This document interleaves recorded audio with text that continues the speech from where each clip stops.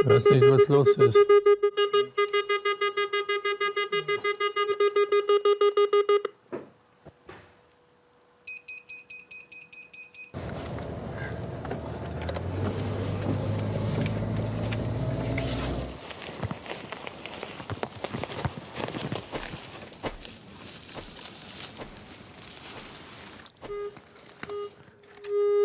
Yeah, Joey, Yeah. having a strong signal here.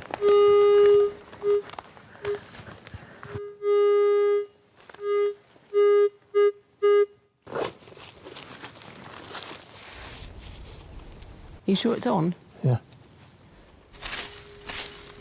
Das war dann eigentlich so ein Bubentraum, ja, so ein Flugzeug zu finden wieder. Ah. Hier. Da ist wirklich das Kind in mir herausgekommen. I'm skeptical. Ah, ja? Yeah. Also ausschlaggebend dafür war, dass meine Mutter mir erzählt hat, wie sie und mein Vater beobachtet haben, wie dieses brennende Flugzeug hier crasht ist. Ah, yeah. Mhm. Kommt jetzt was. Und dass Piloten abgesprungen sind. Ein ganz dickes Stück Eisen, höchstwahrscheinlich von einer Bombe, die explodiert ist. Die Sorge in mir, was ist aus diesen armen 20-Jährigen, so wie ich gewusst, dass das ganz junge Burschen waren. Und ich habe auch gewusst, dass das höchstwahrscheinlich sie nicht sehr nett empfangen wurden. Vielleicht sind sie sofort erschossen worden, sind sie aufgehängt worden. Das war ständig in meinem Kopf. Ah, that you got to see now, a bullet. Most of them are empty. So it was produced in 1943. Georg digs really deep into anything he's interested in. He was spending hours and hours and hours on the computer, checking things and checking emails and Google Earth. You know, put it all in, find out, then see the satellite view of it. Going down rabbit warrens in wrong directions partly, and then thinking you found something, then you haven't found it, or whatever it was. So it was all very, very detailed. My idea was first to just find the site where it had crashed. Wo war dieses Teil hier? And then I thought maybe I can find out more about the crew, but nobody really knew anything. I just started from scratch. The guy in the library said, well, what are you looking for? And after a while, he showed me a book. In the back of that book, all Allied plane crashes in the years 43 and 44. It had the serial number of the plane, date, the place where it crashed. And I put that serial number in the Google search machine, and I came to an American veteran site. They had declassified information. It had even the names of the crew. I had next of kin, their father, their mother, or a sibling. And I had the town where they came from. Und der nächste Schritt war dann einfach zu versuchen herauszufinden, was ist aus denen geworden. Ich habe wahnsinnig gern so Sachen, wo du keine Ahnung hast, wo du hinkommst. Haben wir Benzin genug?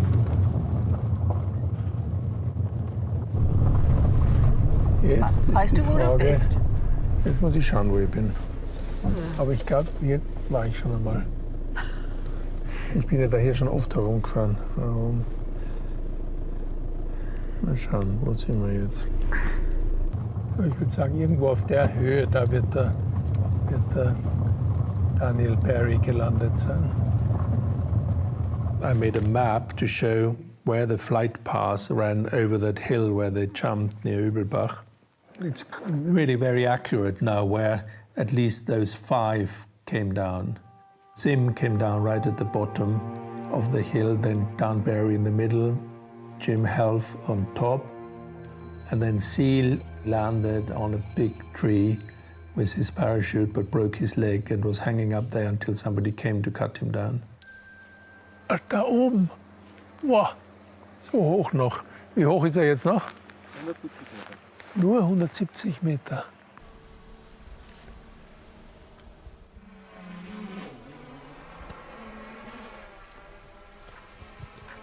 Okay, Siehst du, Wo ist der arme Sil da oben gelandet? Boah, schon ganz nah dran. Ups.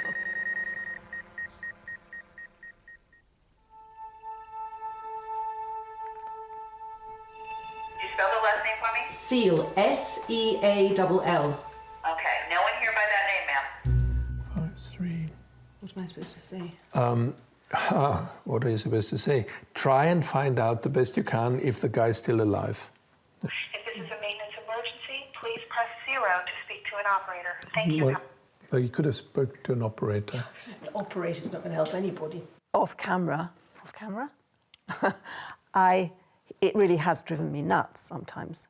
And at some points I've thought this has really grown out of proportion. Try this number again that we said was besetzt. Ich gebe nicht auf, so leicht. Genau, das stachelt mich an. Ich habe keine Ahnung gehabt, wo das hinführt, nicht?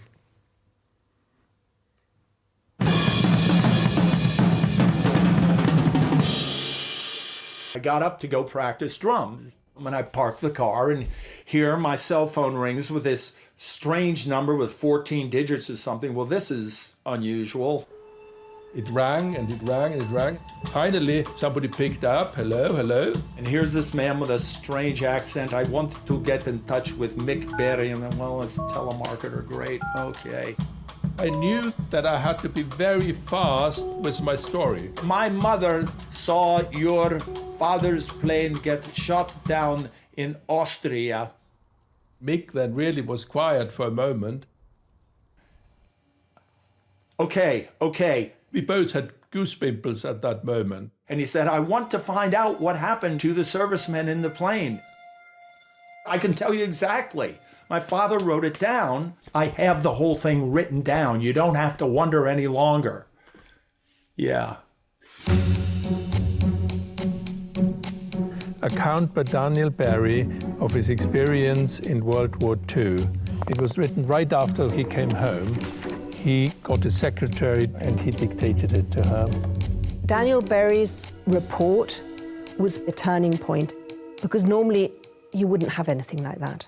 So that made this particular plane and its crew much more real. Number 2 engine was leaking a stream of gas through the flame in number 1. At any moment the ship might explode. For the first time since I'd flown combat, I put on my parachute. Jim said, "Get the hell out of this flying coffin." I remember crouching in the hatchway and looking backward. I stopped thinking and tumbled out of the narrow hatchway into space.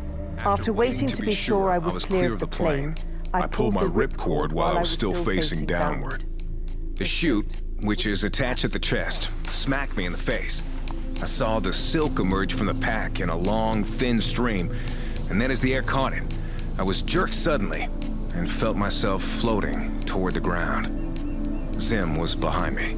We called to one another as we fell downward.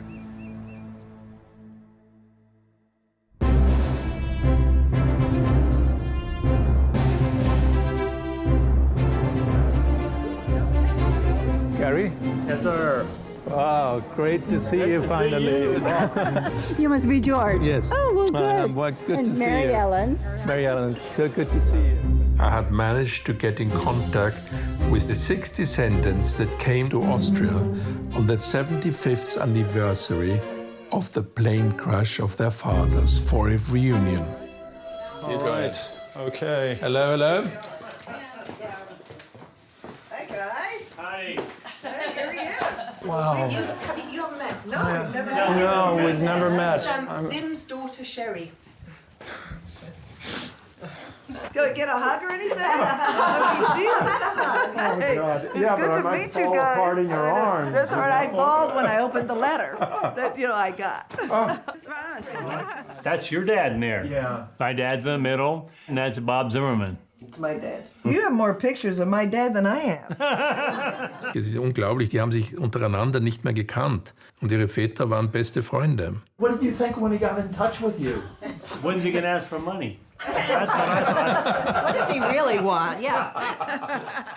My father was called Jim Health. He was the flight engineer on the B-17. You were the hardest one.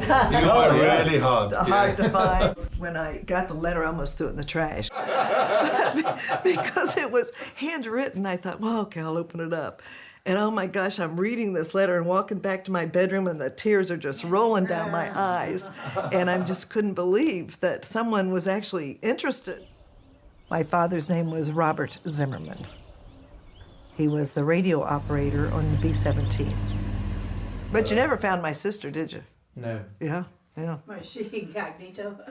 Well, but she's been married even more often than I have, so it's even harder. My father is Charles Hahn, and he was bombardier in the front. My father didn't set out to talk about it, but in 1945 he hired a secretary and dictated the whole story to her. Oh, that's wonderful.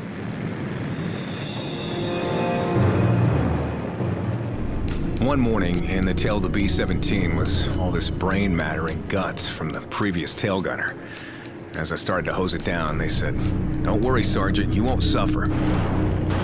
Average tail gunner only sees 10 seconds of combat before he's killed. Tail gunners got killed because they'd run out of ammunition.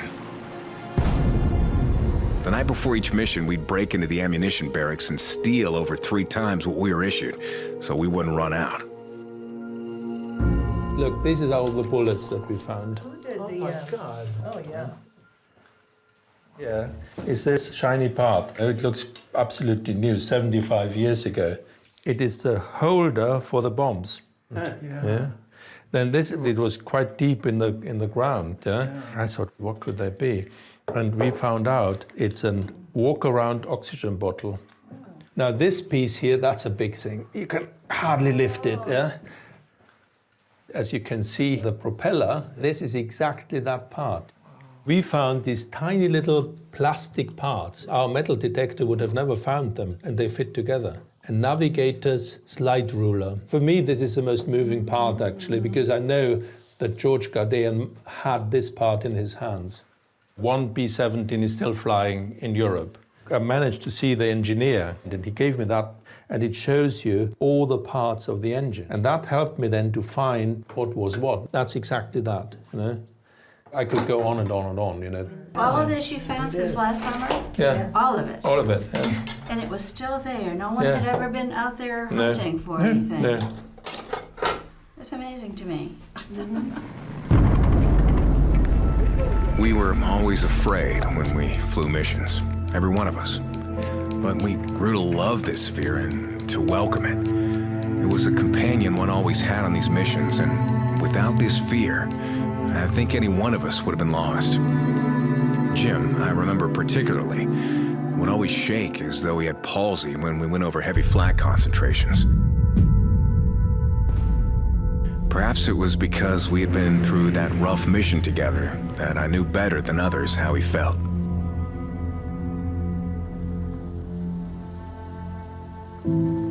Please welcome, this is Pater August. He's a representative of the monastery, the owner of the woods. Nice to meet you. Grüß Gott, willkommen. Where do you feel the main fuselage landed? Right there. It really hit the top here, exploded, and parts were thrown all over the place. Yeah. We just go in here. Yeah? We might be lucky, maybe we are not. Ah, found already something here. So just dig more there. Mine. Oh, there it is! Yeah, you Yay, got a we bullet. found one! You got a bullet. Yay! Yeah. Whoopee! I got... Unbelievable. Thing. Okay. Omo here. Most likely a rock. It's big. Oh, there it is. Oh. Probably. A flak jacket. Another Flak jacket. Flak jacket. Flak jacket. Yeah, you didn't think we'd probably find No, anything. no, nothing. I Because thought you maybe a thought few. you'd done it all. Yeah. And there you go. You get addicted once you found Das ist nur eine Hülse This mehr. is the bullet. Das ist richtige. Richtiges Look Geschoss. at this. It's Das war Pater August in den Flakwesten drinnen Schutz, nicht? Ja, wie eine Ritterrüstung eigentlich. Ja. I'm so happy to see it. I'm so happy to be here. But thinking about your father being 23 and doing this, it's so hard to believe. And then to find a piece of a flak jacket, there's a connection. Do you want to hang it very high? Or Yeah, it's kind of the backdrop to the show. It's a parachute.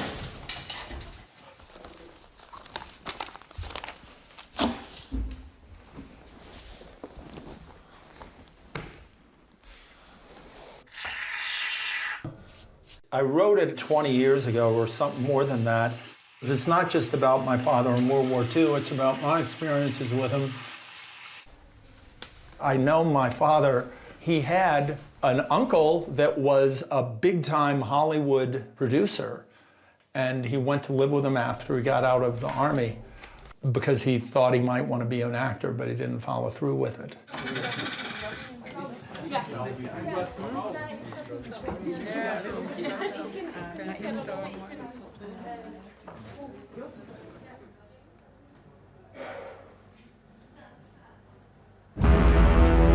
We were hit like I had never been hit by flak before, and my own tail compartment was so spotted, I could not put my hand on any part of the wall without covering 5 or 6 holes.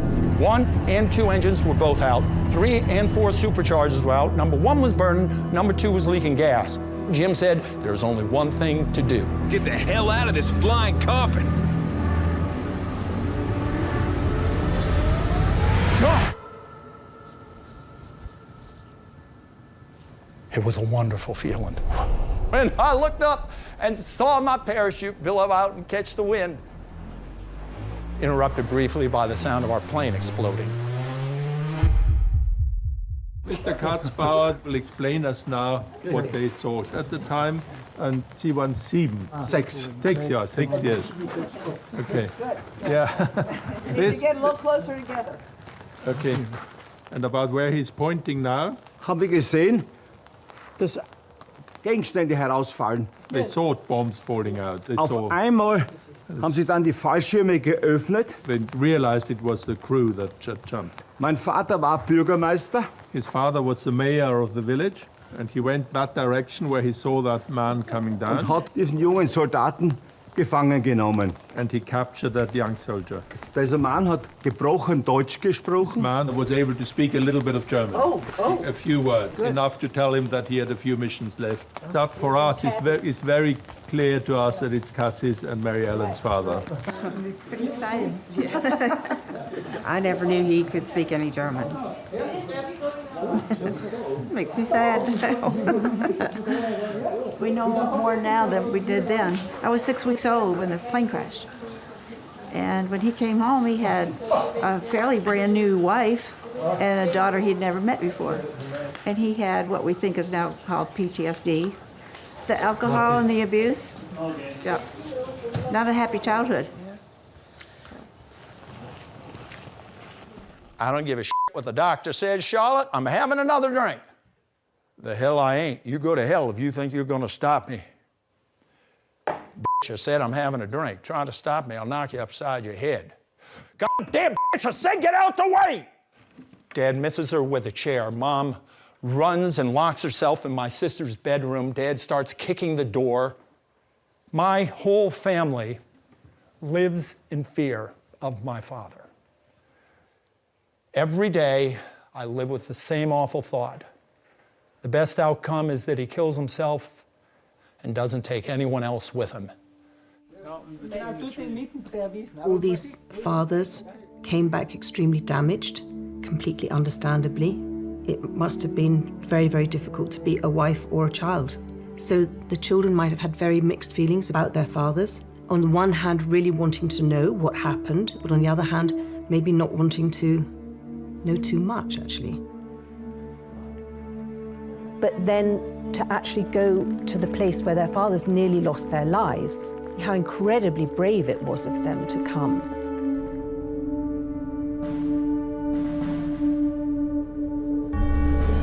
There were 29 planes that left from Foggia in southern Italy. The mission was to attack Wöllersdorf, the big aerodrome of the Nazis. The plane had to turn around about 10 minutes before it reached Wöllersdorf because an engine started burning. The plane was shot down before it then finally crashed. Thousands of pilots came down in the area of Austria in the Second World War. 200 had been lynched by the local population that were actually not taken prison, but were murdered by the population where they had come down.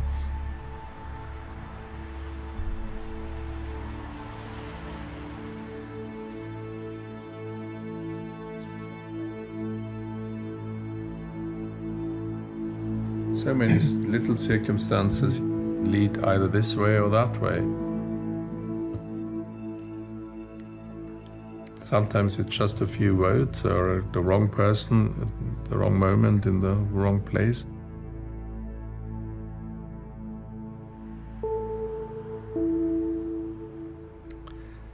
That's what happens when things go wrong.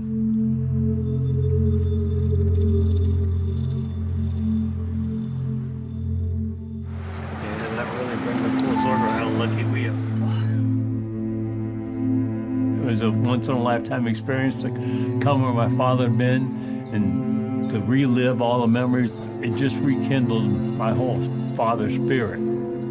It just makes you think about what he must have gone through that young when they were in the war. And they were just kids.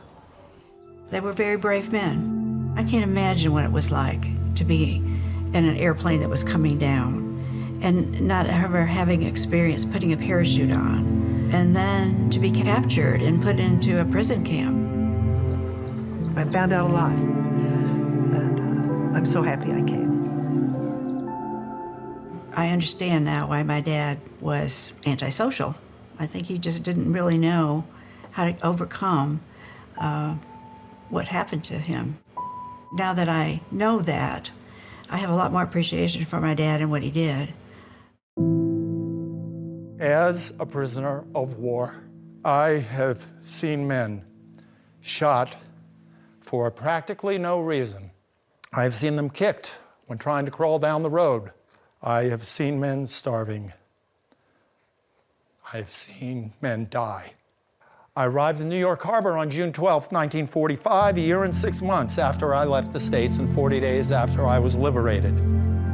It is impossible to express the gratitude I feel towards those men who liberated us and to those who have helped us in all our troubles.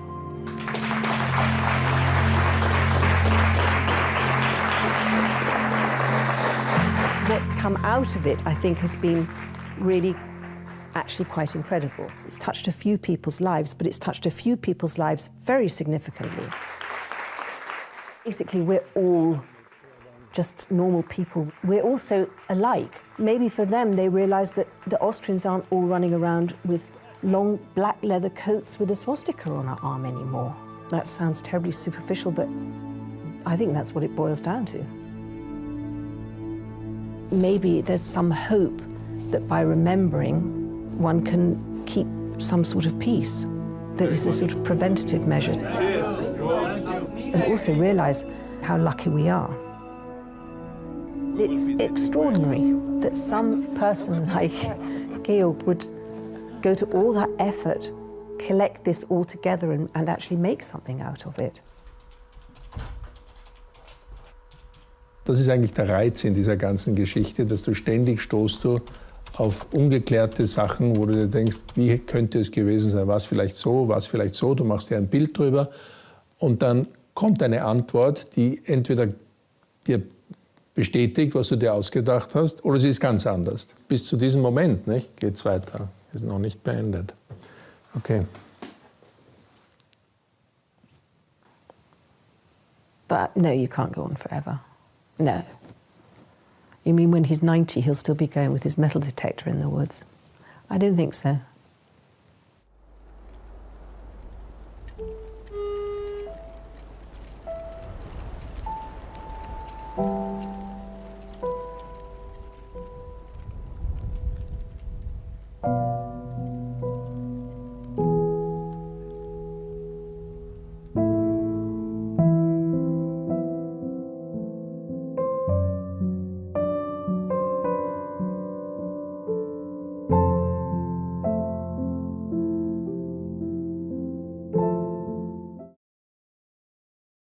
I had 21 missions in, I was on my 22nd.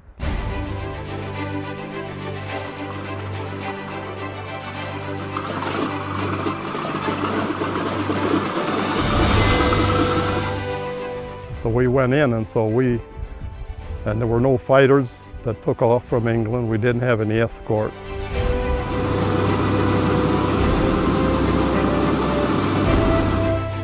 The pilot called it out, about 100 fighters at a time coming through, German fighters.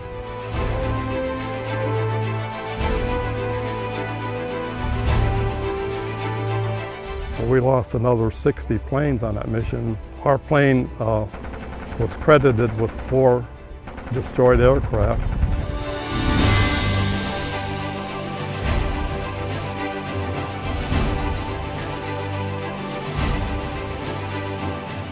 And I didn't get back. I was shot down, knocked out of formation close to Berlin. I never got to the target, or we didn't.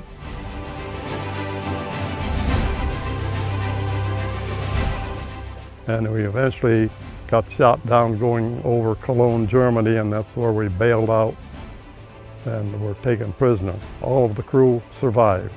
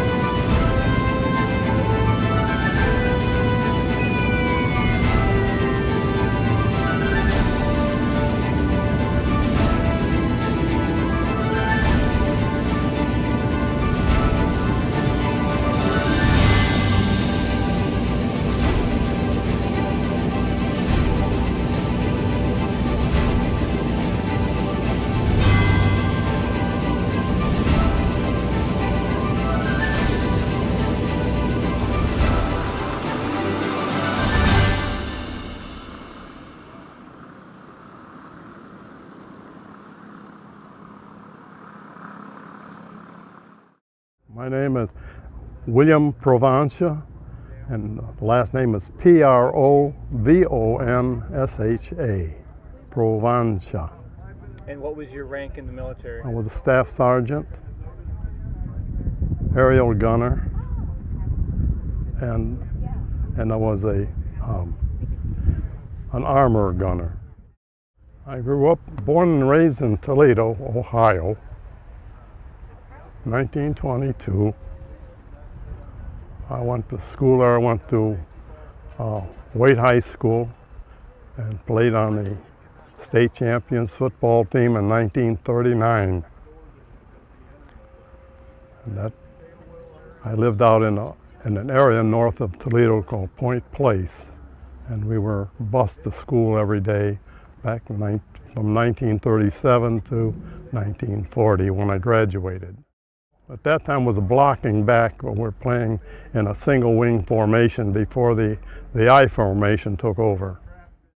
During the Prohibition days, we were kind of a gathering point for the mobs out of Detroit, the Purple Gang and so forth, for bootlegging and so forth. It was a kind of a rough town, but good people. Let's say we had Hungarian sections and Birmingham, Toledo, and then Czechs out in Ironville. And then, of course, we had the Polish and the German up on the hill in Toledo. This was when I was young. I never visited those places until I went to high school. So, well, known for Jeep. Yeah, Willys Overland started there, and that was the main. And of course, I worked for Dana Corporation, or Spicer, just before and during the war until I went into the service. So we were all automotive parts and so forth. We were tied in with Jeep and Chevrolet and General Motors, in fact, Mercury's.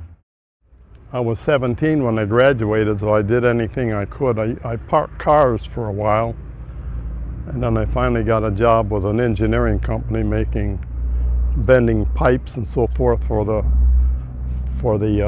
oil industry, the refineries over on the east side. And then we developed, we were bending struts for aircraft landing gear. And then I went from there to Dana and worked for them until I went in the war. But in Dana, I was on the bull gang, sweeping and wheelbarrows with cement and so forth, and enlarging the place. I did mostly cleanup work. I enlisted in the Air Force in October of '42. I knew that my draft card was almost in the mail to me, so I went down and joined the Air Force, picking my main service that I wanted to go into. Army Air Corps. Army Air Corps. Yeah. And so I enlisted and sworn in on October the 16th, 1942 at Camp Perry, Ohio. I went from there to Atlantic City for my basic training. I actually stayed in Hotel Ambassador there while we were learning to drill and march on the boardwalk in the sand on the beach. Funny.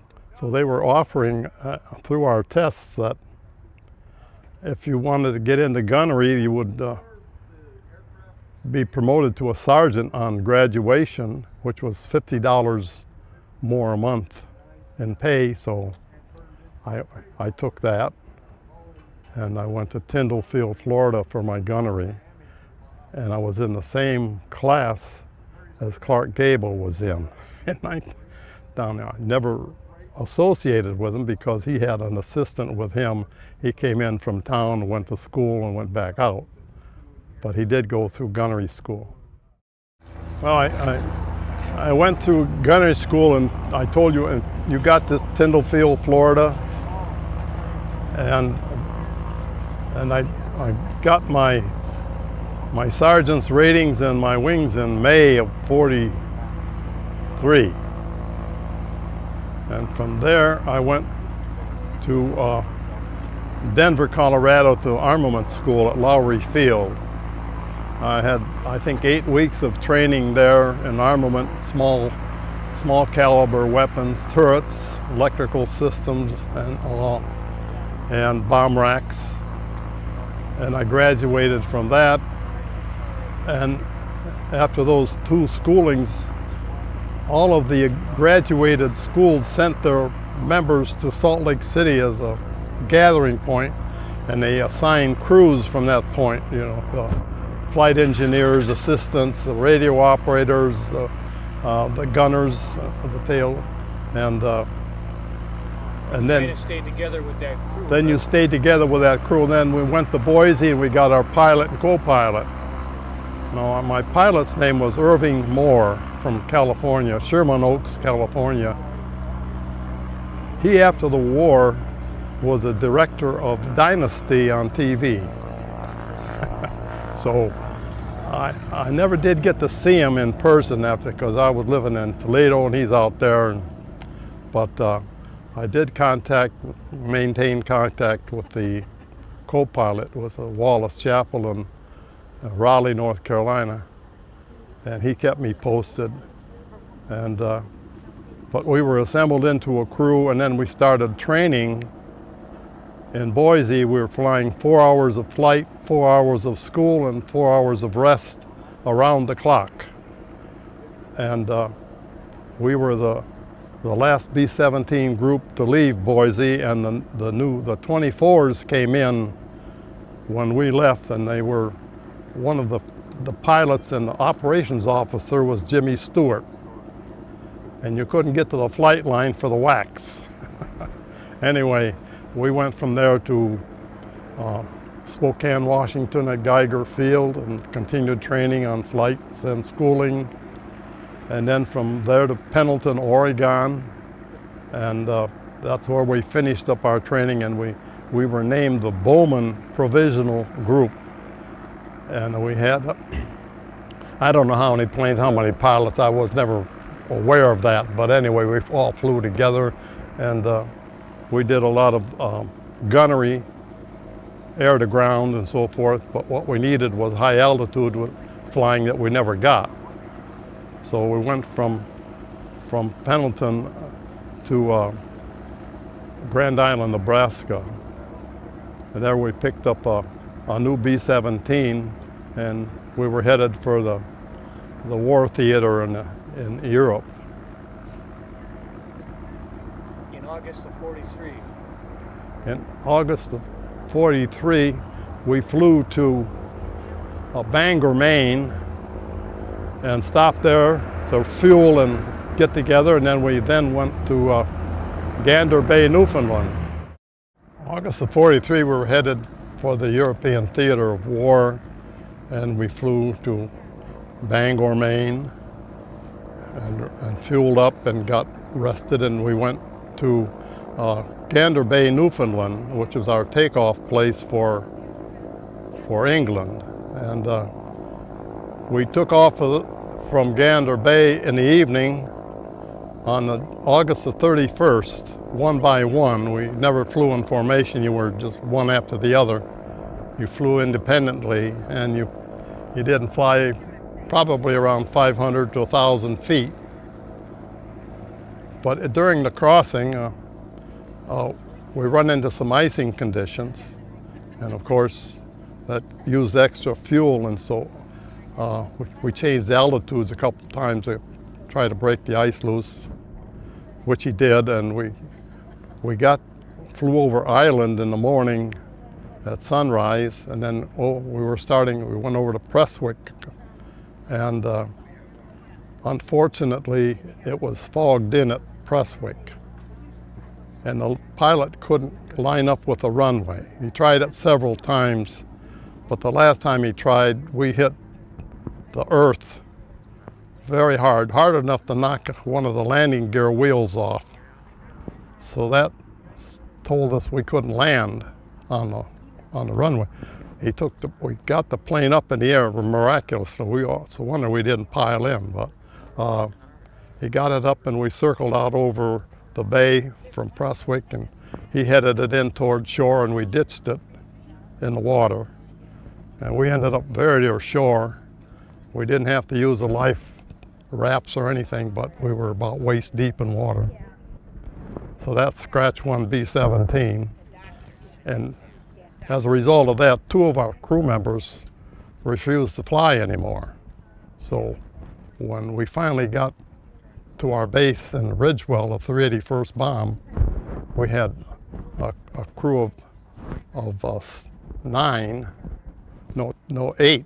We lost 2, and no plane. Of course, they took the plane at Bovington anyway, and they modify it for combat, and then they send them out from there to the different airfields. So, but anyway, we were short 2 people when we got to Ridgewell, our 381st Bomb. We were assigned to the 532nd Bomb Squadron. We then went to our base in Ridgewell, which is 167 was the number of the base, and it was about 30 miles from Cambridge, south of Cambridge, 70 miles north of London. In Sussex County, all the airfields the B-17s were in that area. We had 43 heavy bombardment groups in that one area.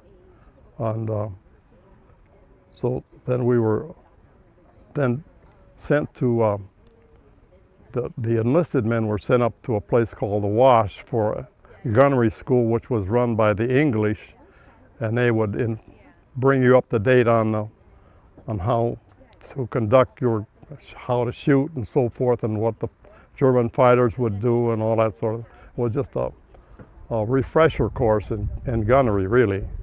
And then we went back to the base, and then on October the 14th, 1943, we flew our first mission together, and that was to Schweinfurt at the ball bearing plant October the 14th, 1943. And that was the first mission that I flew, and we lost 60 bombers that day. Now my pilot, Irving Moore, had flown with another crew 2 other missions before he took his own crew up us. And he went to Acklam and Bremen, and they were in a week's time, we lost 150 17s. And it looked very bleak. Yeah, the tour was 25 missions, if you could make it. And surprisingly, the Memphis Belle finished their 25 before I got over there. But when our crew joined the 381st, there was 50% of the original crew were shot down or are gone. And after I flew the first mission, when I started in October, we were down to 80% of the original people were gone. We were all new crews, and from then on it was replacement after replacement flying together. Well, on my first mission, I didn't, you're green, nobody realizes what you're getting into. But we were flying, fortunately we were supposed to be flying the tail end Charlie, which is the low group, and it's one of the first sections of the bomb group that the Germans attacked, usually. Something happened, you know, you're fighting the weather, everything. It was foggy that day, and it took us a long time to break through the fog, about 10,000 feet before we could join up. And we were late forming up, and in the meantime, a group from the 305th bomb, doing the same thing, they tied into our group at the low group position. And our leaders then took us up with the 91st in the high element, and which was an odd looking formation, but that's where we were. And it was fortunate because the 305th lost about 11 planes out of their group. They just got beat terribly. And that was when we realized when we reached the German-French border, you didn't have any escort. They didn't have the range to go any further at that time. And then you were in for it. You could see the German fighters waiting for you. And when our fighters turned back, they were getting after us. We didn't have the P-51 yet. It was coming in. It got so that in January we had fighter cover all the way through. And then the advent of the belly tanks too. They carried belly tanks, the P-47s and the 38s, all of them carried belly tanks after that. And they could take us further in, which was needed, because if they hadn't, they would have defeated I'm sure they would have defeated us. They had too many planes and we had too few. During that first mission, and a new crew, and we had to change planes because the first one we had, spare parts had a faulty engine, so we had to switch to another one called the Last Straw. Was the name of the old B-17E that we flew. And we flew to Schweinfurt with a half a bomb bay of gas and a half of bombs. And during that mission, we had gun malfunctions, especially up in the nose. And being the armorer, I was required to go up to the nose to get the guns firing again. And in doing so, I took off my parachute harness. And I made that trip twice. And then after we landed and the mission was over, I never took my harness off again. Never. Well, you had to go through the bomb bay, and you couldn't get through it with all your flight clothes on, plus your harness. And it was a struggle getting through to get to the nose of the plane. And so I realized then, and we all realized, it's going to be a tough road to hoe to make 25. Some missions, your group calls it a milk run. You don't see any fighters, and that flak is not too heavy. But that doesn't mean the other elements of the flight aren't catching hell in the back of you. So to one crew, it's a nice easy run, just a little flak, and then you're back. And the other ones, it's a bad situation and they lose a lot of planes. Oh, we flew our missions to all the German places and France, but on on the 4th in 1944, we took off for Kiel, Germany. And what I remember this is because we had a crew that we knew very well in our barracks and lived with them for a while. They had 24 missions they were finishing up. They took off in our plane and they crashed outside the airport, the airfield, and they all were killed. And I always sticks in my mind that they were almost done. They were ready to go home, and it didn't happen. And that was Lieutenant Clor's crew. 13th mission was on January the 11th, and that was to Oschersleben, which is very close, about 90 miles from Berlin. And on that day,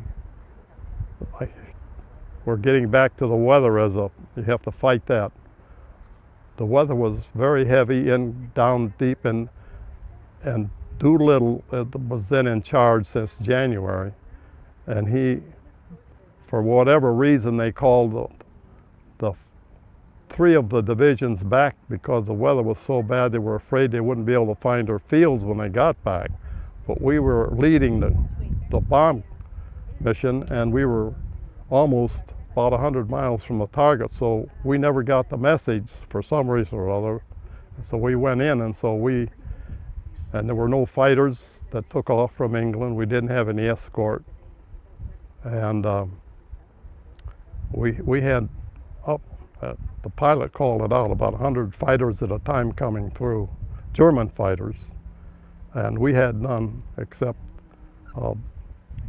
one of the P-51 pilots won the Medal of Honor because he protected a group that he was near with his squadron, saved the whole group. But we lost another 60 planes on that mission, and our plane was credited with 4 destroyed aircraft, but the one of them come in from the tail and hit us with about 6 or 7 20 millimeters and almost severed the foot off of the right waist gunner standing next to me.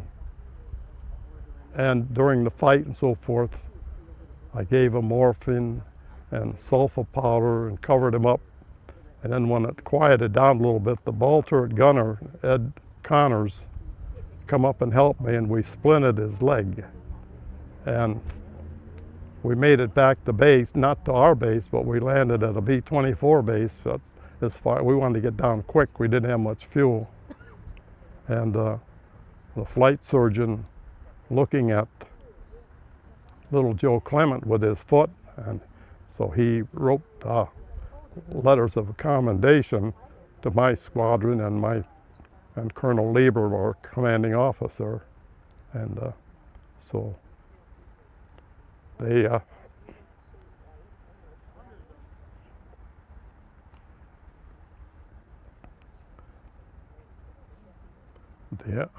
I didn't get these the medals, the DFC, and that's until I got home. I didn't know about it, but they presented the medals to my wife in December of '44 at Bear Field in Fort Wayne, and the only time I knew about it after I got home after the war.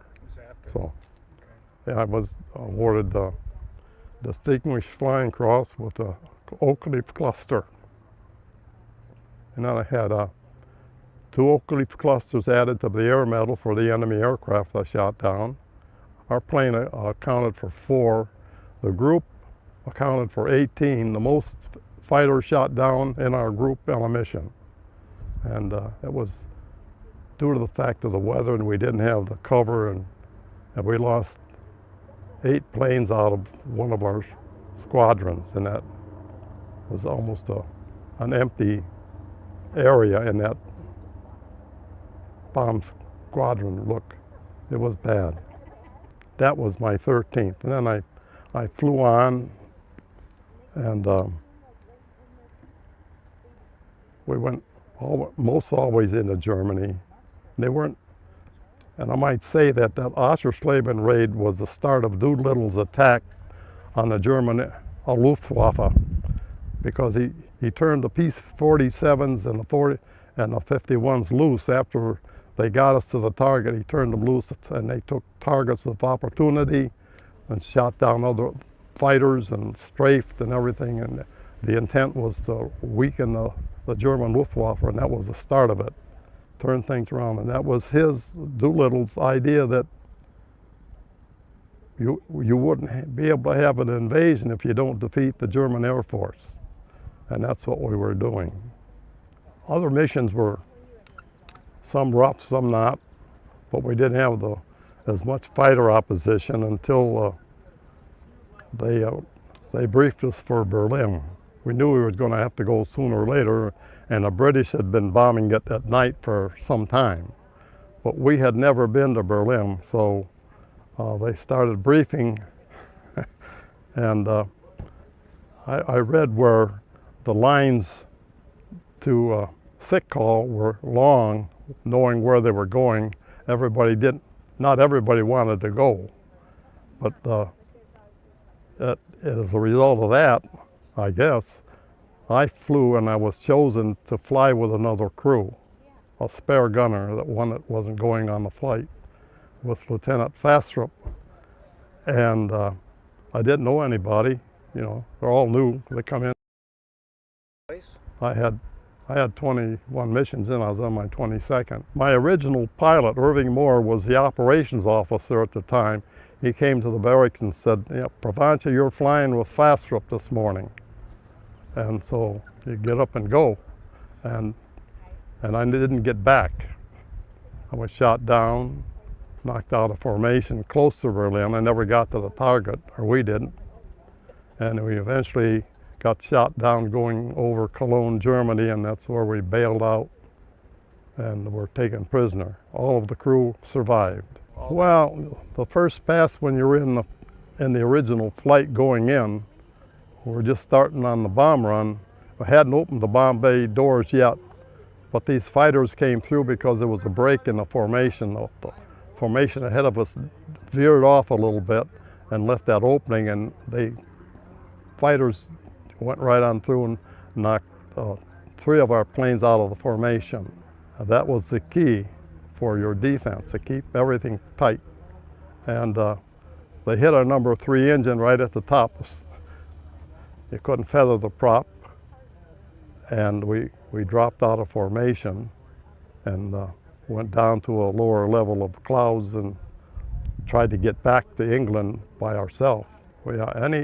Any stray B-17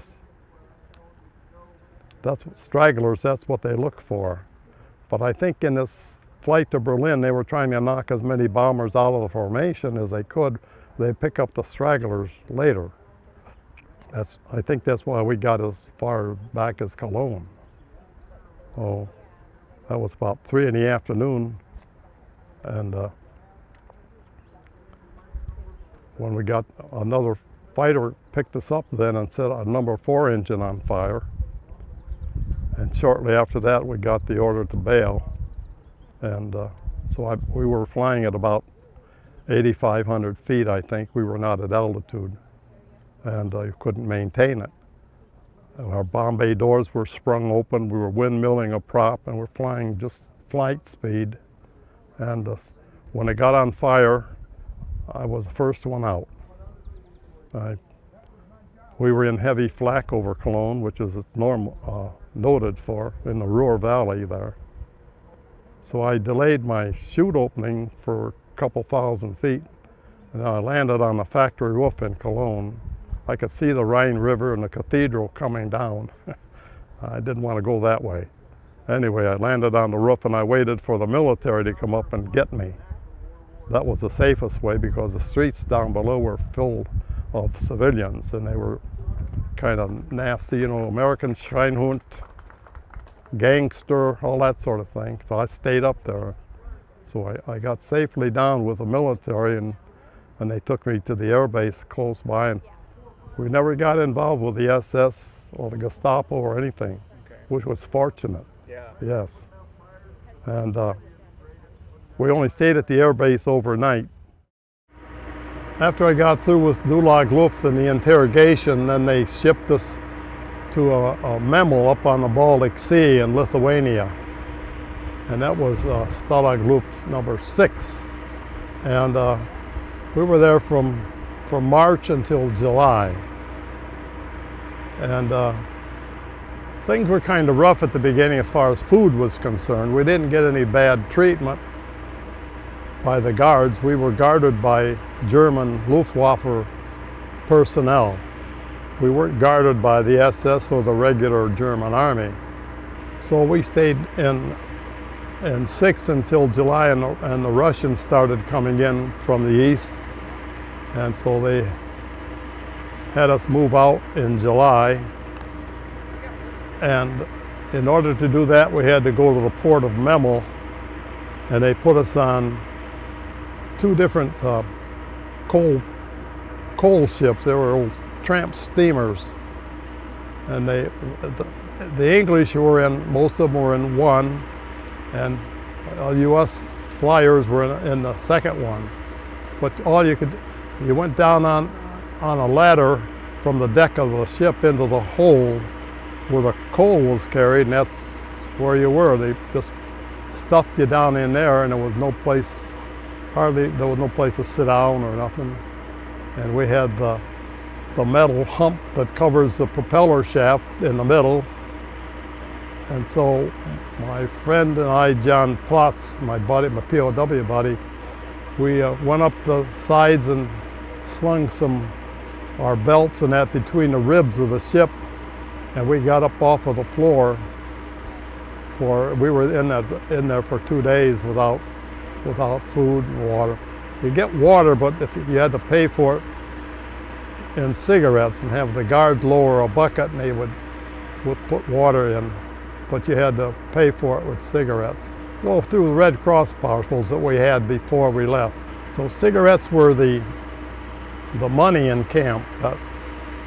Everything that you wanted to buy, you had to pay for in cigarettes if you wanted. We went west and down into the port of the Schweinemund is what it's called, to Stettin. And from there we were put on trains, but we were shackled together, a couple, 2 together. They put chains on your hands and a chain on your foot, and then they put you in the 40x8 box cars for transportation. And the guards stayed in the front half, and we stayed in the other half of the boxcar. But the shackles were like dime store things. You had a sharp object like a nail, you could hit the spring and unlock them, which we did, but we didn't take them off, we just loosened them up. We were just going to the Schweinemund, the port there, and then we went south and we went down to Poland in this train, shackled, and we went to Stalag Luft 4. And that was at Gross Techow was the name of the camp. And but before we got to the camp, we got off of the boats, and we had to march from the station. We went to a station, and we got off there of the train, and then we endured what they call the Heidekrug Run. We had to go 2 miles through the woods to get to the camp, but the commandant of the camp was a bad-natured officer, and he demanded that we run. And of course there were a lot of them that were wounded and couldn't make it, and they had the guards and the dogs lined the way. And luckily I was in good shape, I didn't get bothered, nor did my friend John, but some of them got bayonet stabbed, and dogs bit them and so forth. But it was in the middle of July the 17th. And we finally had the guards would actually, if you had a carrying a parcel of your belongings on your back, they would cut it loose and make you drop it and all that.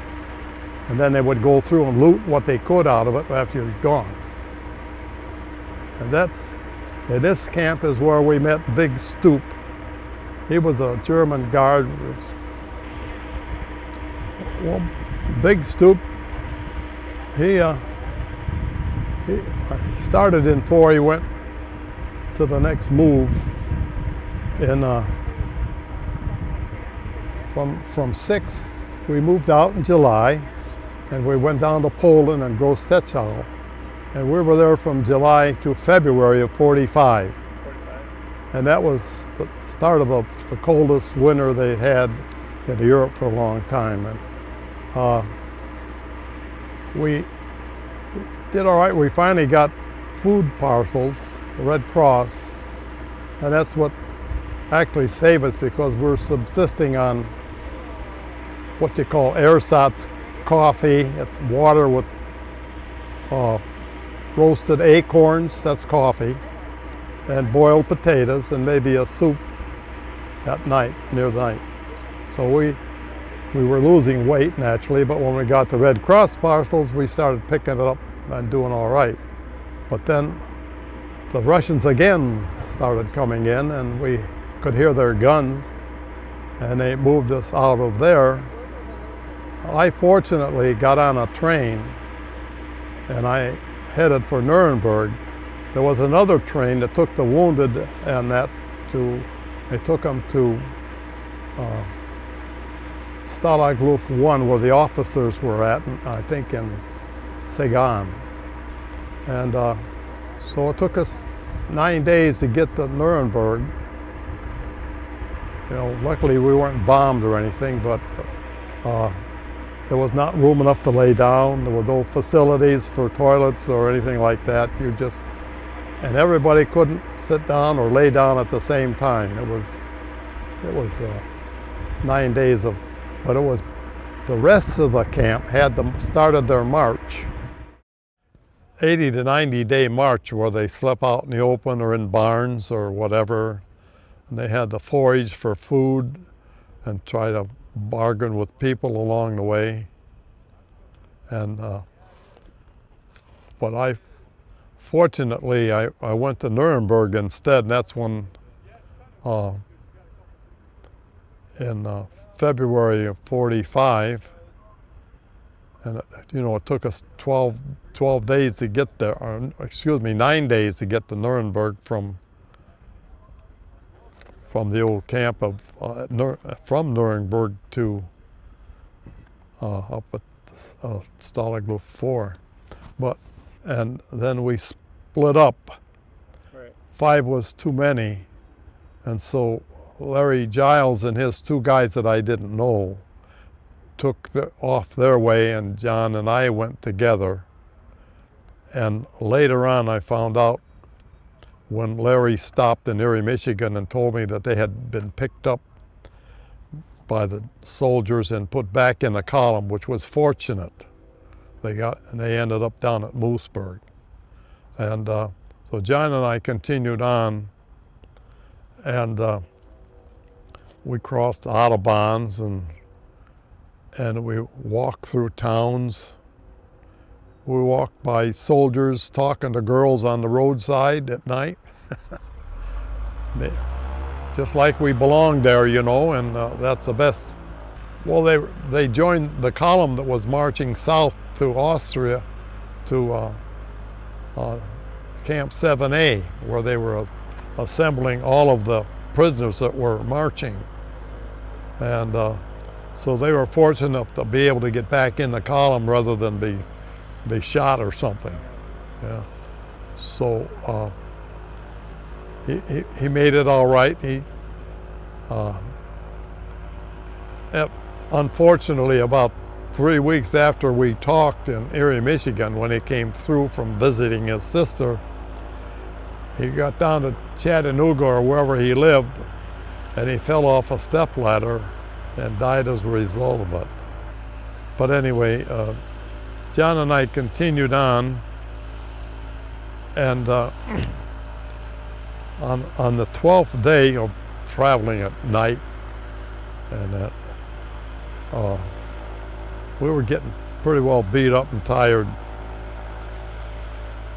But we ended up on the 12th day, we were up on top of a hill, and there was a German entrenchment up there. They had dug trenches and so forth, and we ended up there on top of that hill, and there was a tank, a German tank in back of us down in the, I don't know how far away, but it was firing shells over at the Americans that were approaching, and then the artillery from the US was going back over, and we were under it.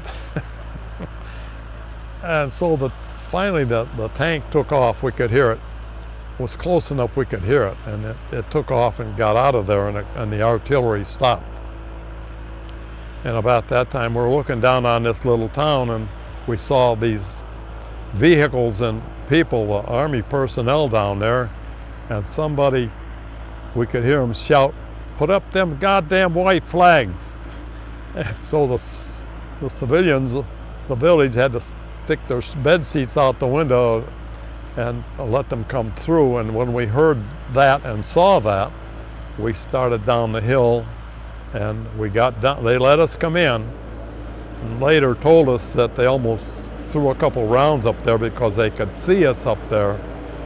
And we were dressed in what's GI overcoats. They were full-length overcoats, and that was verboten because the Germans had confiscated a lot of US uniforms and infiltrated with them. So anybody with a long coat, you were fair game. But they held up because there's only the two of us running down the hill. So we got out of it alive, and then we met one of Patton's 3rd Armored Spearheads there, and I've never been able to get the name perfect that I can remember, but I think it was Troutskirchen, Kirchen meaning church, and that was the town. I think I never have found it on the map. I never knew anybody that could trace it for me. But we went down in there, and of course they fed us, and we slept overnight in somebody's feather bed in one of the homes. And then John and I took we were playing shotgun. We took some prisoners back to Mannheim, Germany too. And we took them back and dropped them off in the wire back at Mannheim. Then stayed at Mannheim at the airport there for about a week. And I got a ride on a C-47 to Paris, reported in, and the war wasn't over. It was April the 20th or something like that. So they had hooked me up with an intelligence officer, take my story, and try to confirm that I was really a USGI, you know. So the intelligence officer's name was Stone Christopher. He was a captain. He was in the Hotel Francois, and he interrogated me, and I don't know if you got that picture of that escape. That's the proof that I escaped. And what I didn't do when I got to Le Havre, France, shortly after, I should have tried to work my way back to my base in England and presented that stuff to them. So what I have, nobody else has except you, that you copied it. Yeah, and that's a special item that I have to prove that I was a prisoner and that I escaped, and I was interviewed, and I have that pass that said I wasn't identified. And things are coming to an end, and I was in Camp Lucky's strike, and probably one of the first POWs that come out, not one of the first, but some of the first that come out of Germany on an escape that weren't repatriated or released. And they weren't prepared to feed us. You know, we ate some stuff that made us sick and we couldn't take it. And so it was a kind of a trying time there, but you know, you get used to it. Then they put us on the troop ship, USS George Washington, not the USS, but the US troop ship George Washington, and we went to a port in southern England, I think it was Southport for sure. And from there we took over and started home in convoy.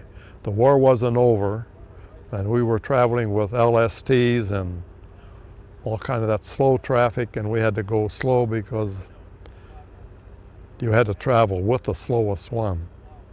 But anyway, it took us 2 weeks to get home, and the war ended when we were in the middle of the Atlantic. They signed it off in May the 8th, 45. And then the nice sight was coming into New York Harbor and the Statue of Liberty.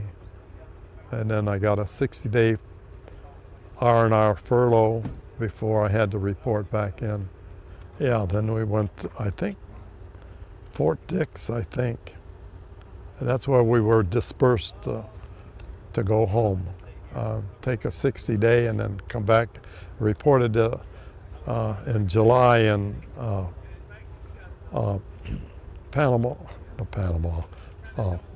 Miami Beach.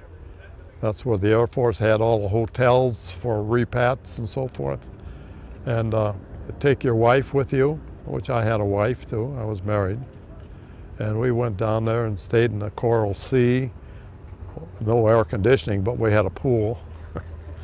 And then I went through the same thing as I'm doing here, telling my story.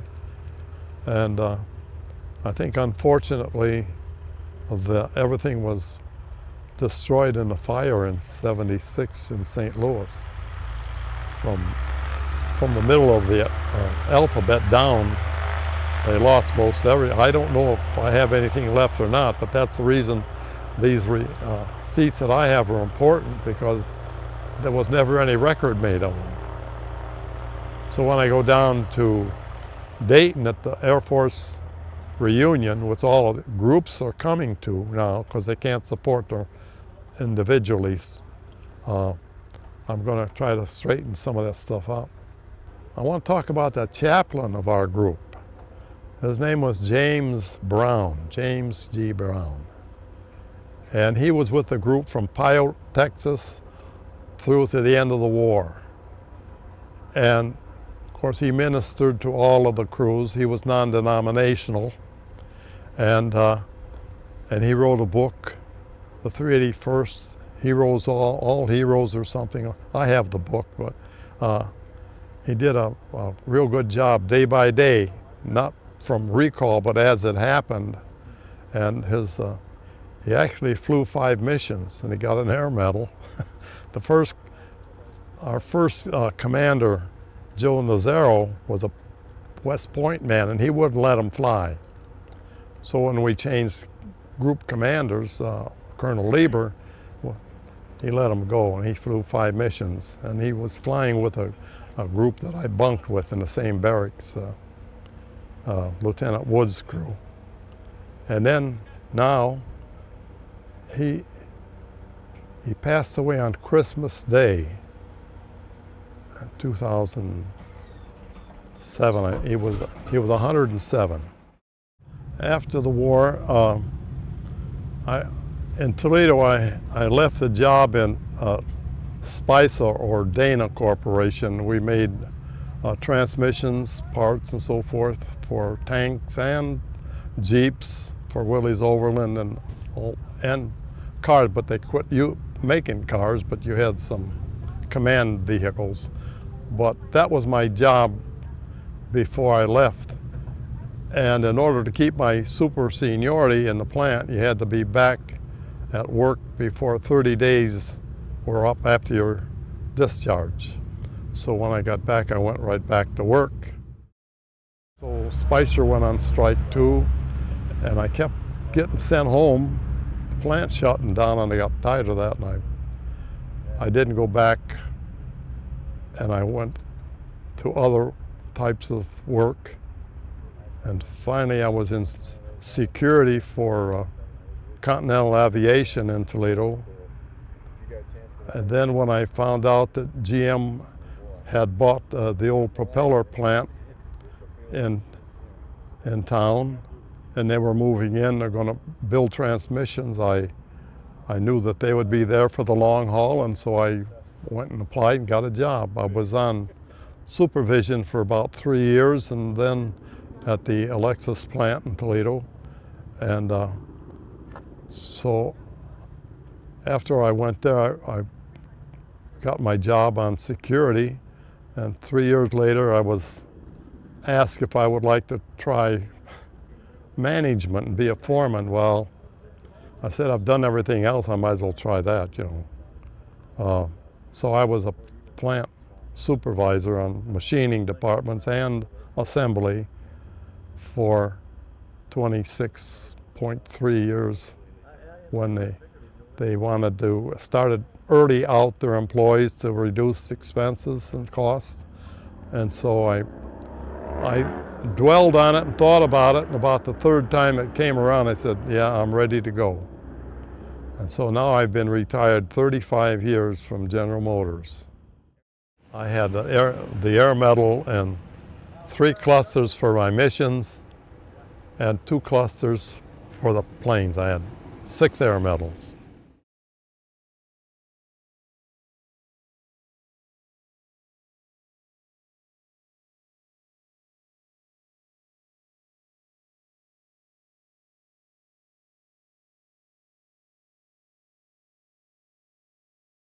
And went pretty much straight into surplus aircraft.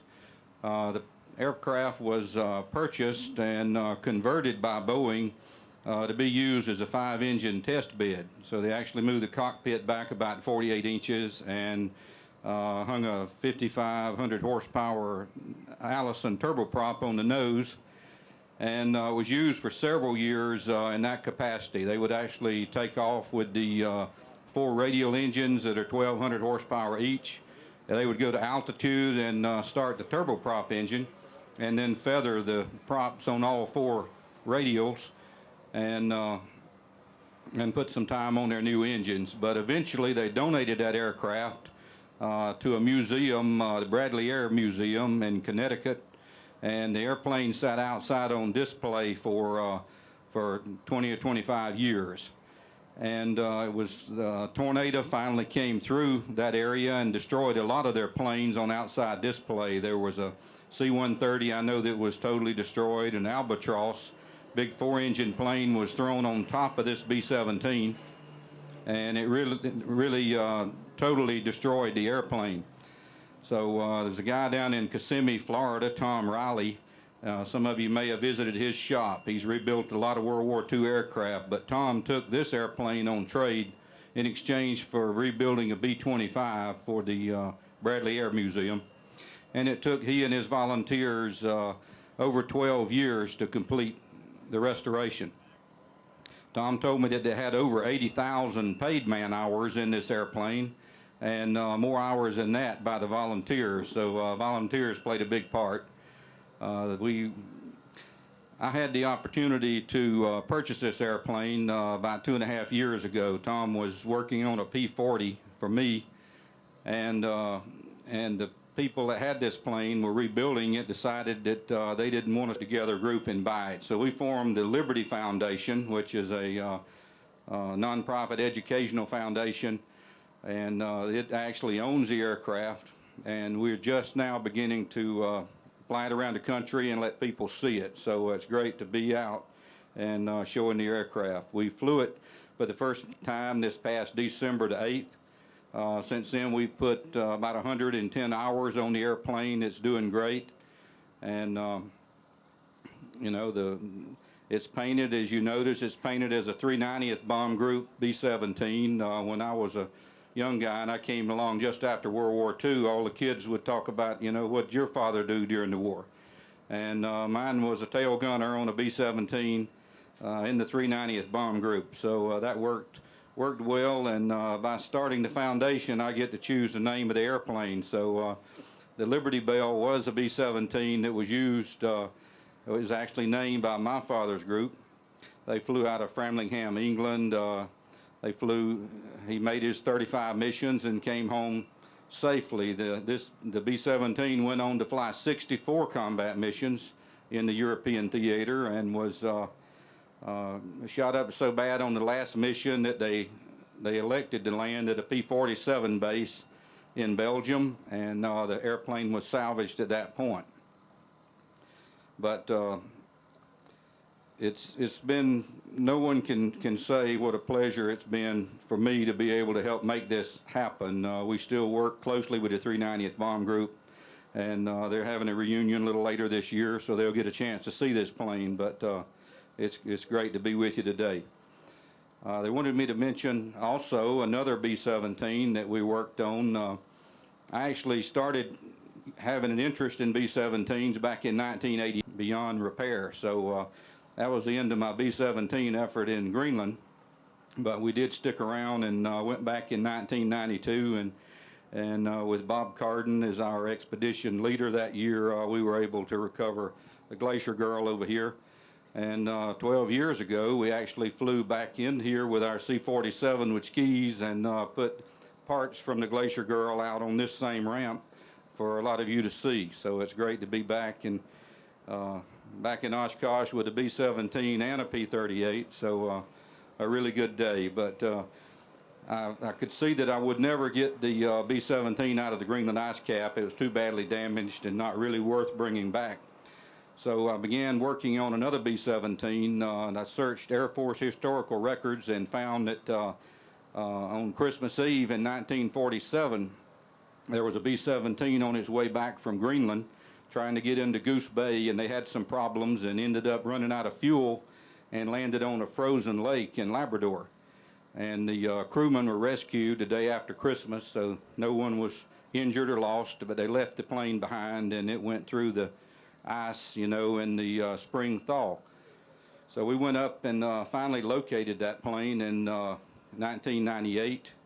I started in 1990 trying to negotiate with the provincial government of Newfoundland and Labrador to get the salvage rights on it, and that was a very frustrating experience.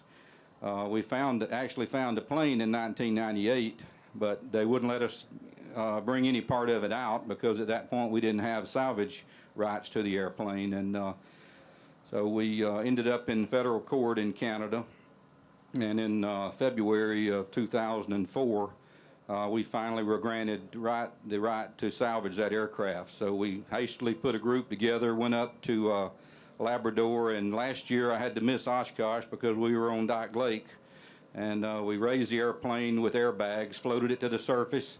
We had to tow it 65 miles down a river and through a large reservoir to a siding where we could get a crane. We disassembled the plane, put it on 3 semi-trucks, and brought it back to Georgia. So now it's sitting at my home base in Douglas, Georgia. Tom Riley is the guy that rebuilt this B-17 and out of Kissimmee, Florida. Tom's agreed to come up and head up the rebuild of the new B-17, the Dyke Lake B-17. So he's got about a 10 or 12 year project ahead of him, and we hope if you ever get through South Georgia, maybe you'll find a way to stop in and check on our progress. But so we hope to have another one flying at some point. But you know, I think we owe the guys that rebuild these airplanes a tremendous debt. That they allow us to have them out so that people can see them and enjoy them, and you know, we can show the grandkids what our fathers and grandfathers fought in and flew in during World War II, and it's a good thing. I know it's got to be worth doing. We hope to see you somewhere in your hometowns in the next year or so. We do plan to put this airplane out on the road. The only way we have to support it is through ride experiences, and so we'll see you. See you on the road. We have, this is the Liberty Bell, and you can probably remember the Liberty Foundation. It owns it, but we have a great website, libertyfoundation.org, and we'll be in a town near you soon, so we hope you'll support us. And it's great being with you today, and really great to be with these guys that you're going to hear from shortly. So thanks very much, and we appreciate all that you do. Let's hear it for Don Brooks. Thank you, Don. Well, Sam, I understand we have a surprise B-17 guest. Can you hear me? Yes. Yeah, as a matter of fact, we do. This airplane, don't go away, Don. We're going to have some questions and answers after this. This airplane, after the war, was... Over here. Oh, wait a minute now. He's a fighter pilot. What's he doing flying B-17s? Come on over here a little bit, Bob, so we can get a good camera angle on you. Thank you. I was fortunate enough to be testing engines for the Allison Division of General Motors. That's better. One of the projects I never expected to be flying. There. Can you hear me now? Yep. I had never expected when I took the job to be flying bombers. I'd flown a lot of them, and something in my psyche made me want to be a fighter pilot so I wouldn't have to worry about others. If I got into emergencies, I'd know whether I could take the risk or not and not take somebody else with me. Because I had, during earlier days, had to bail people out of bombers, and it's a real concerning feeling when you've told somebody to get out and you don't know if they're going to make it or not. Anyway, on this airplane, I was on the first flight, and I had a crew of engineers who were operating the engine in the nose.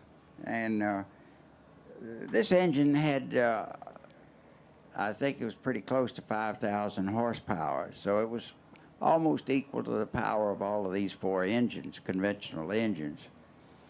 And the test card called for starting the engine for its first time at 5,000 feet. And so I got on my data points and I set it up, had the speed and the correct altitude. And I told the two engineers that were with me, I said, okay, fire it up, I'm ready on the controls. And so they started the engine, and the airplane immediately started shaking. And I said, what's happening? What's causing all the shaking? And they were silent. They didn't know. And I said, you know, I'm having to add power to keep from stalling. And I had all four engines all the way up to full power, and I was still descending. And I said, you've got to either give me more power or shut the engine down immediately. We aren't going to survive this. And I was really descending quite steeply. And by the time they shut it off, I'd gone from 5,000 feet to 1,500 feet with all five engines wide open until just before we hit 1,500 feet, and they got the turboprop shut down. Well, what had happened was the propeller was in reverse. They didn't know it, and I didn't know it. And I thought, boy, if we'd gone in with this airplane, they would have said, there happens to be the dumbest test pilot that ever flew. He's got five engines and can't stay out of a stall. Well, we did have a lot of fun flying it, and the engine was developed, and it was used on a lot of military airplanes and some many airliners. It was a good engine, a very reliable one. I'm privileged to have been invited to say hi to you, and I'll be speaking again tomorrow. And I'll invite you all to come hear me talk about fighter planes. Bob, did you fly the B-17 any at all during the Second World War? I did fly it, yes. I got checked out in it. I was able to fly just about every airplane we had in the military, Allied airplanes. They set up production lines in North Africa, and I'd gone to England originally and flew Spitfires up there, and I thought it was going to continue combat down in Africa. And when we got transferred, there were 67 of us, and I had more experience than anybody else, so I thought I was going to combat, and they selected me and a friend of mine to be test pilots. They set up production lines in different cities in North Africa to they'd assemble airplanes that were brought overseas in crates. And then once they'd assembled them, we would work off the squawks and fly it. And we flew repaired airplanes, battle-damaged airplanes. So that was how I got a chance to fly the B-17 and all the rest of the bombers. And it was a fun experience and a growing one because I got baptized to just about every kind of a major concern you might have, because we had indigenous labor assembling these airplanes, and we'd have gear failures, and the best thing that could ever happen to me to get about 100 hours a month and that test work. Thank you. Thank you. And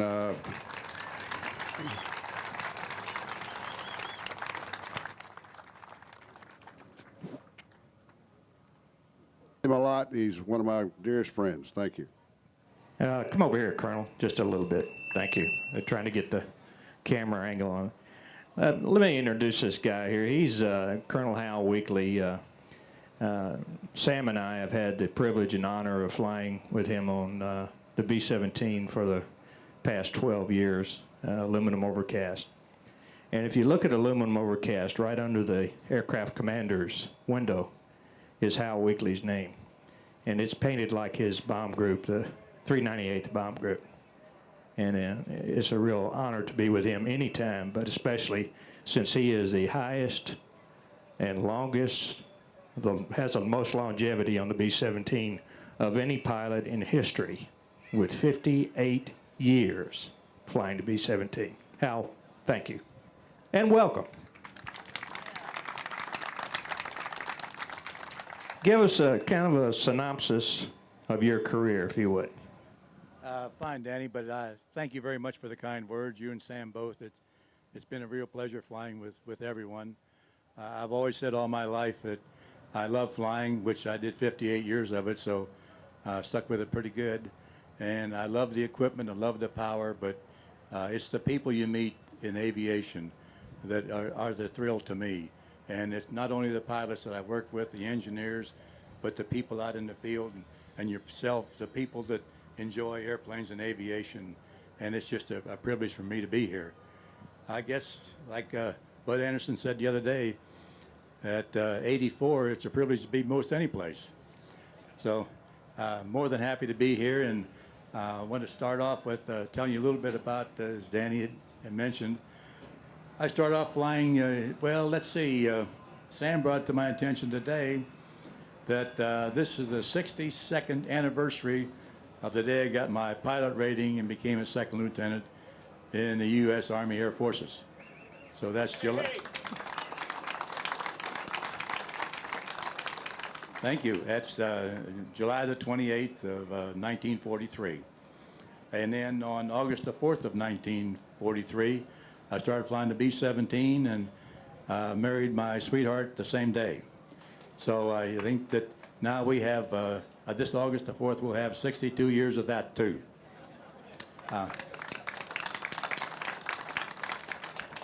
I've always said that I was very proud. I came from the poor side of the family, and we didn't have much. I grew up in the Depression. I was a second lieutenant in the Air Force. I had my pilot's wings. I was flying the biggest airplane in the world and married the prettiest girl in town, and it don't get no better than that. Now, I will say that I've been here over a period of 26 years.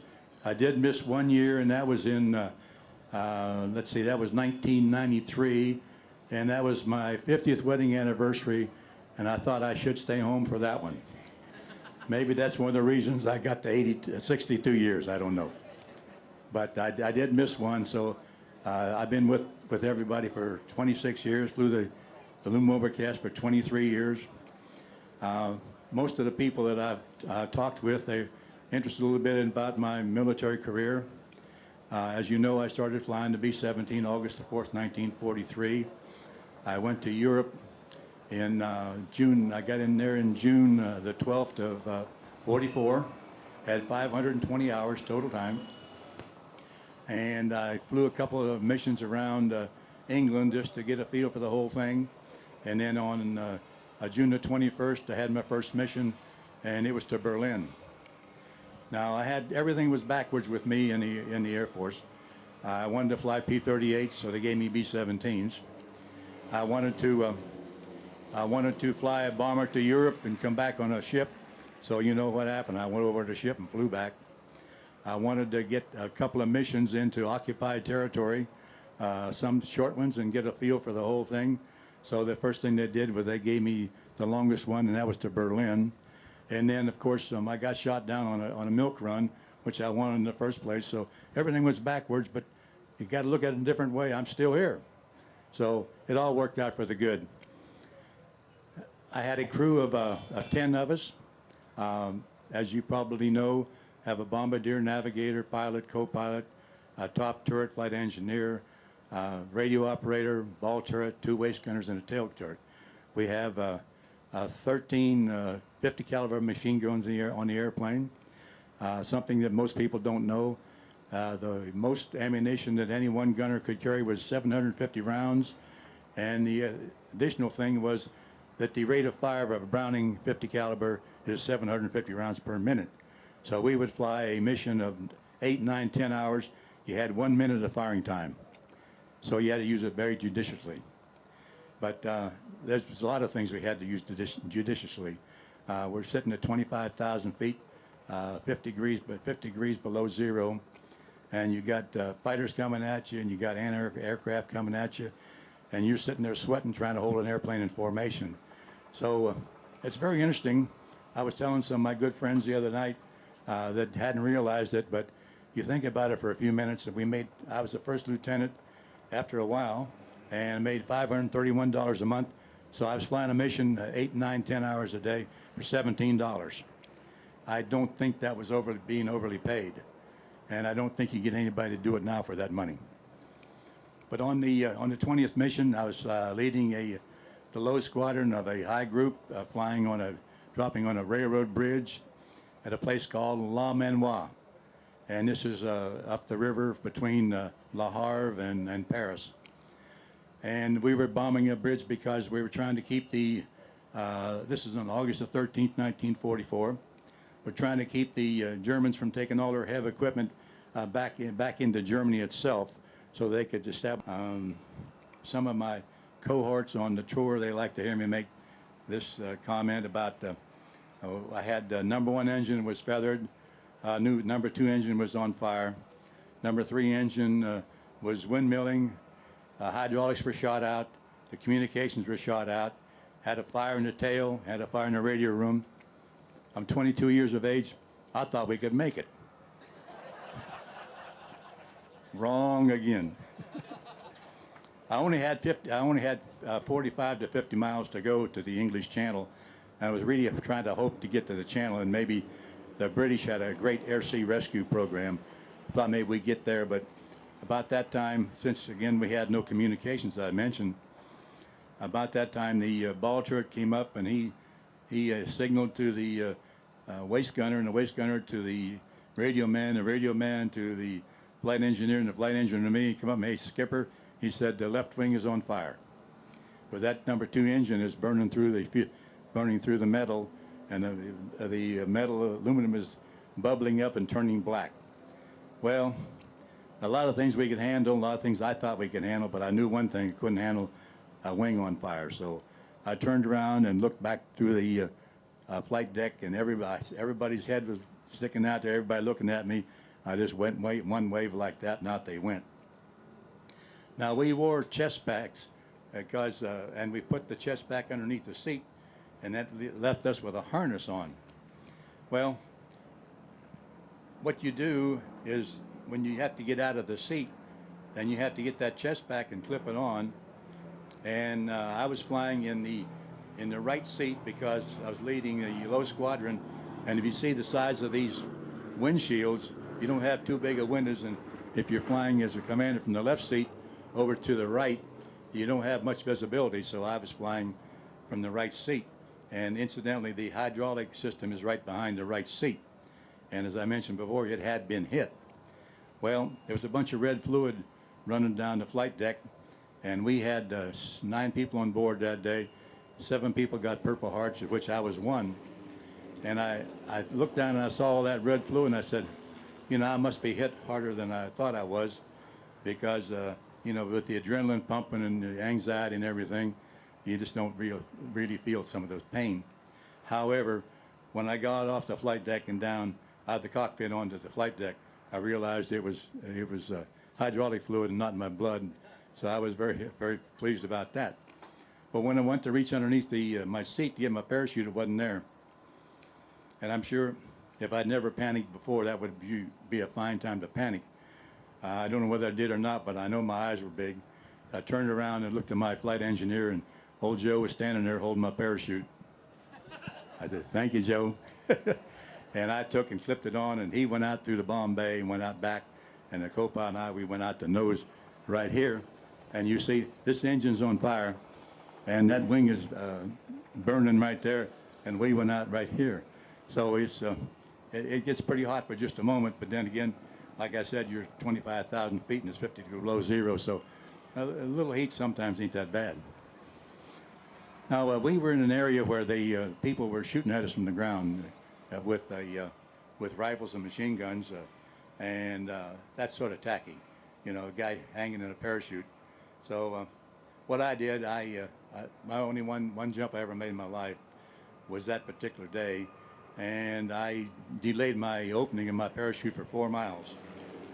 Now, whether you know it or not, your free body falls at 120 miles an hour, so that's 2 good minutes right there. Hold it real close, there's so much noise. Okay. He told me to hold it close. If I start to scream, I'm going to hit him in the head. I don't like those squeals, but it worked out. We're trying to overcome the airplane noise, which is the bad place to be around an airport with no airplanes. But we have to enjoy all of them. But I opened the parachute about, I think, about 4,000 or 5,000 feet, maybe 3,000 feet, and didn't have any problem with it. Now, my navigator, his parachute ended up with 13 holes in his chute, so they were shooting at him. So we do know that they were active down there. I know it's hot and it's sunny out there, and I won't take too long. A couple of quick things. 50 years after all this took place, I received a package in the mail, and it has large pictures of my airplane on the ground in all pieces. One piece with a left wing and number 1 engine laying up against the side of a tree with a bunch of holes in it.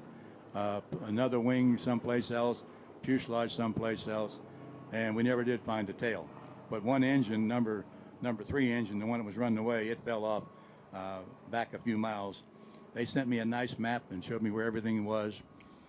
And it just so happened that particular day there was a young fellow named Bernard Noel, and he was 7 years old and standing out in a field watching the bombers go back to England, and he saw one bomber up there circling around.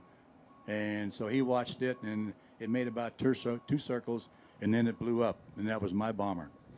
Now, in 1998, he became the mayor of that little area there, and accumulated the money and built a beautiful monument to our air crew.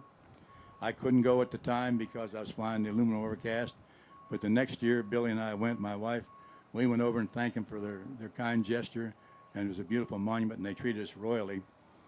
And while there, I met a daughter of a gentleman who had helped me evade. As a matter of fact, the first day, he had 2 bicycles, and he and I started pedaling down to the south, heading for the Allied lines, which, of course, you know, D-Day was June the 6th, so this was August the 13th, so I had a little bit of time there.